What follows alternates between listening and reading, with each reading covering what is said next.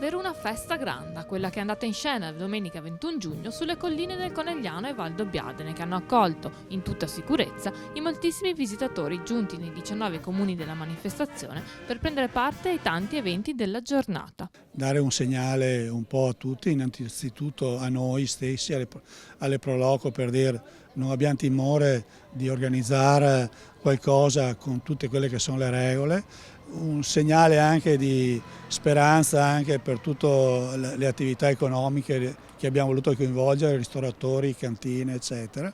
Visto che era l'anno di partenza UNESCO, diciamo che questo è sicuramente un segnale molto forte e la presenza delle persone, la voglia che c'è, dà una testimonianza che c'era proprio bisogno di una ripartenza con tutti i canoni.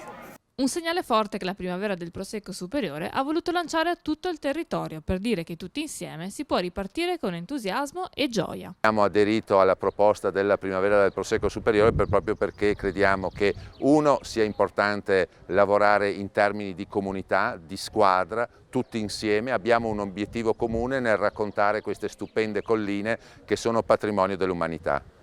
È una ripartenza di tutto il territorio. Oggi abbiamo incontrato ben 10 località che oggi si sono unite in questo brindisi simbolico e quindi da oggi ripartiamo alla grande con un piano promozionale anche della Regione Veneto che vuole rilanciare il turismo non soltanto nelle colline di Conegliano e Valdobbiadene ma in tutto il territorio regionale. Un messaggio ribadito a gran voce anche da tutte le location partecipanti, quasi 150 strutture tra ristoranti, alberghi, agriturismi e cantine.